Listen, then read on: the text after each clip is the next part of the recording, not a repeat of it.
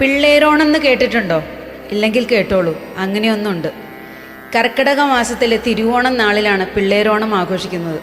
പിള്ളേരൊക്കെ പണ്ട് ആഘോഷമാക്കിയിരുന്ന പിള്ളേരോണം. പുതിയ തലമുറയിലെ പിള്ളേർക്ക് ഇത് വല്ലതും അറിയോ? കർക്കിടകം തീർന്നാൽ ദുർഘടം തീർന്നു എന്നാണ് പഴയ കാലത്ത് പറയുക. പിന്നെ വരാനിരിക്കുന്നത് ഓണക്കാലമാണ്, സമൃദ്ധിയുടെ കാലം. ഓരോ മലയാളിയും മറ്റെല്ലാ തിരക്കുകളും മാറ്റിവെച്ച് ഓണം ആഘോഷിക്കും. എന്നാൽ പൊന്നോണമായ ചിങ്ങമാസത്തിലെ തിരുവോണം കൂടാതെ ആഘോഷിക്കപ്പെട്ടിരുന്ന മറ്റൊന്നാണ് കർക്കിടക മാസത്തിലെ തിരുവോണം നാളിൽ ആഘോഷിച്ചിരുന്ന പിള്ളേരോണം. പേരിൽ നിന്ന് തന്നെ മനസ്സിലാക്കാം ഇത് പിള്ളേരുടെ ആഘോഷമാണെന്ന്. പക്ഷെ അന്നൊക്കെ കൂട്ടുകുടുംബങ്ങളായിരുന്നതുകൊണ്ട് കളിക്കാനും കൂട്ടുകൂടാനും ധാരാളം കുട്ടികളുണ്ടായിരുന്നു. അണുകുടുംബങ്ങളായതോടെ അതും ഇല്ലാതെയായി. അത്തം പത്തോണത്തിൻ്റേതുപോലെ പൂക്കളം ഉണ്ടാകാറില്ല. പക്ഷേ തൂശനിലയിട്ട് വിളമ്പുന്ന വിഭവസമൃദ്ധമായ സദ്യയും ഊഞ്ഞാലാട്ടവും മറ്റു കളികളും ഒക്കെ ഉണ്ടാകും ഈ ആഘോഷത്തിന്. കുട്ടികളുടെ ഓണക്കാലം അന്നു മുതൽ തുടങ്ങിക്കഴിയും.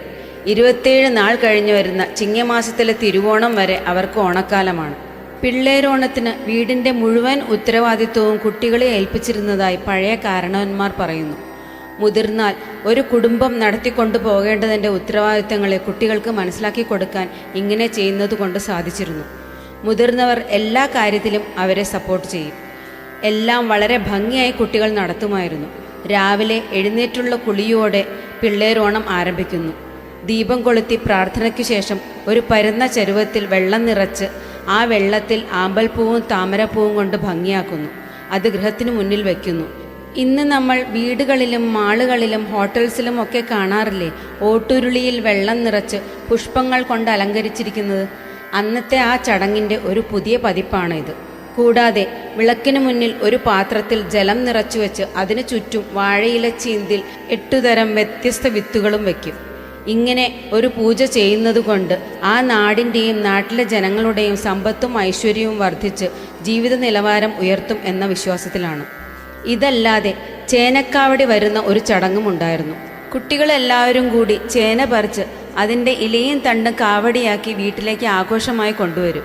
അങ്ങനെ പറിക്കുന്ന ചേനയാണ് അന്നേ ദിവസം വിഭവങ്ങൾക്കായി ഉപയോഗിക്കുന്നത്.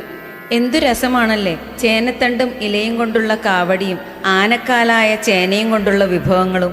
പിള്ളേരോണത്തിലെ മറ്റൊരു രസകരമായ ആഘോഷമാണ് കുടമുടച്ചോണം. പിള്ളേരോണത്തിന് കുറച്ചു നാൾ മുന്നേ കുട്ടികൾ പോയി മത്തങ്ങ ചെടിയുടെ വള്ളികൾ നോക്കി നല്ല മത്തൻ വള്ളികൾ കണ്ടുവച്ചു വരും. കുറച്ച് ദിവസങ്ങൾക്കു ശേഷം പൂവിട്ടു തുടങ്ങുമ്പോൾ താഴെ പൂവിനു ചുറ്റും മൺകുടങ്ങൾ നിരത്തി വരും. മത്തങ്ങ ഉണ്ടായിക്കഴിയുമ്പോൾ പിള്ളേരോണത്തിൻ്റെ അന്ന് കുട്ടികൾ പുറത്തേക്ക് പോയി മത്തങ്ങ പറിക്കും. മത്തങ്ങ വീണ് കുടം പൊട്ടിയാൽ അത് മംഗളകരമായി കണക്കാക്കപ്പെടും.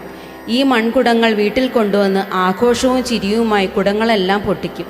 പിന്നെ പായസവും പപ്പടവും ഉപ്പേരിയുമൊക്കെയായി ഗംഭീര സദ്യയും പിന്നീട് കളികളും മത്സരങ്ങളുമായി ആഘോഷമാക്കും. അച്ഛനമ്മമാർ കുട്ടികൾക്കായി പുതുവസ്ത്രങ്ങൾ വാങ്ങും. അങ്ങനെ കുട്ടികൾക്ക് മാത്രമായി അവരുടെ ആഘോഷങ്ങൾക്കായുള്ള ഒരു ഓണമായിരുന്നു പിള്ളേരോണം. ഇന്ന് അങ്ങനെ ഒരു കഥ തന്നെ കേൾക്കാനില്ല. നമ്മുടെ ഈ നല്ല ഗൃഹാതുരത്വം ഉണർത്തുന്ന ആചാരങ്ങളും ആഘോഷങ്ങളും എല്ലാം നല്ല അനുഭവങ്ങളായി ആസ്വദിക്കാൻ ഇന്ന് ആർക്കും സാധിക്കുന്നില്ല. എന്നാൽ നമ്മുടെ ആചാരങ്ങളെക്കുറിച്ചും ആഘോഷങ്ങളെക്കുറിച്ചുമുള്ള അറിവ് എപ്പോഴും കാത്തു സൂക്ഷിക്കേണ്ടതാണ്. പണ്ട് പിള്ളേരെ എന്ന് വിളിച്ചാൽ തുള്ളിക്കളിച്ച് ഓടിവരും. എന്നാൽ ഇന്നോ അങ്ങനെ വിളിച്ചാൽ കലി തുള്ളി വരും. അവർക്ക് ഓണം എന്നാൽ കടയിൽ നിന്ന് വാങ്ങുന്ന ഓണം. പണ്ട് തൊടിയിലും പറമ്പിലും ഓടി നടന്ന് പൂക്കൾ പറിച്ചിരുന്നു. എന്നാൽ ഇന്ന് അതും കടയിൽ നിന്ന്. ശരിക്കും പറഞ്ഞാൽ ഇന്നത്തെ കുട്ടികൾക്ക് വലിയൊരു നഷ്ടമാണ് ഈ പിള്ളേരോണം. ആർപ്പുവിളികളും കളികളും സദ്യയുണ്ണലുമായി വന്നു പോകുമായിരുന്ന ആ ദിനത്തിൻ്റെ സൗകുമാര്യം ഇന്നത്തെ കുട്ടികൾക്ക് എങ്ങനെ മനസ്സിലാകാൻ?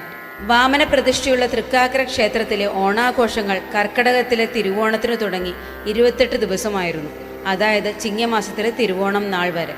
ഇവിടെ ഉത്സവത്തിൽ പങ്കുകൊള്ളാത്തവർ പിന്നീട് വരുന്ന ഓണം മുതൽ 10 ദിവസം തൃക്കാക്കരയപ്പനെ വെച്ച് ആഘോഷം നടത്തണമെന്നായിരുന്നു അത്രേ രാജകൽപ്പന. തിരുവോണത്തിന് 28 ദിവസം മുൻപുള്ള പിള്ളേരോണവും 28 ദിവസത്തിന് ശേഷമുള്ള 28ാം ഓണവുമൊക്കെ മലയാളിക്ക് ഒരു കാലത്ത് ആഘോഷമായിരുന്നു. ദുരിതവും പട്ടിണിയും നിറഞ്ഞ പഴയ കാലത്തെ കർക്കിടകത്തിൽ വിശപ്പടക്കി കടുത്ത മഴയെയും ശപിച്ച് ബാല്യങ്ങൾ പിള്ളേരോണം കാത്തിരുന്നിരുന്നു. പഞ്ഞം നിറഞ്ഞ ദിവസങ്ങൾക്കിടയിലെ സദ്യയ്ക്ക് കഴിച്ച വിഭവങ്ങളുടെ രുചി നാവിൻ തുമ്പിലേറി തിരുവോണത്തിനായി കാത്തിരിക്കും. ചിങ്ങമാസത്തിലെ തിരുവോണം മാവേലിയുടേതാണെങ്കിൽ കർക്കടകത്തിലെ തിരുവോണം വാമനൻ്റേതാണെന്ന് ഒരു പക്ഷമുണ്ട്. പണ്ടുകാലത്ത് കുട്ടികൾക്ക് ഏറ്റവും ഇഷ്ടപ്പെട്ട ഉണ്ണിയപ്പം പിള്ളേരോണത്തിന് അമ്മമാർ ഉണ്ടാക്കി കൊടുക്കുമായിരുന്നു. പണ്ടൊക്കെ കർക്കടകത്തിലെ തോരാമഴ മാറി 10 നാൾ വെയിലുണ്ടാവുമെന്നാണ് പഴമക്കാർ പറയുന്നത്. ഈ 10ാം വെയിലിലാണ് പിള്ളേരോണം എത്തുന്നതെന്ന് അവർ പറയുന്നു. സാമൂതിരിയുടെ ഭരണകാലത്ത് പിള്ളേരോണം നാൾ മുതലാണ് മാമാങ്കം അരങ്ങേറിയിരുന്നതെന്നും പറയപ്പെടുന്നു. കുട്ടികൾക്ക് ഇഷ്ടപ്പെടുന്ന തരത്തിലുള്ള കറിക്കൂട്ടുകളും പപ്പടവും പായസവും ഒക്കെയായ ഗംഭീര സദ്യയും കുട്ടികൾക്കായി മാത്രമുള്ള രസമുള്ള കളികളും ആണ് പിള്ളേരോണത്തിൻ്റെ പ്രാധാന്യം. കുട്ടികളുടെ ആഹ്ലാദ തിമിർപ്പിൻ്റെ ഓണം. പിള്ളേരുടെ ആവേശത്തിന് കൂട്ടായി കാരണവന്മാരും കൂടും. മാറ്റങ്ങൾ ഒരുപാടുണ്ടായി.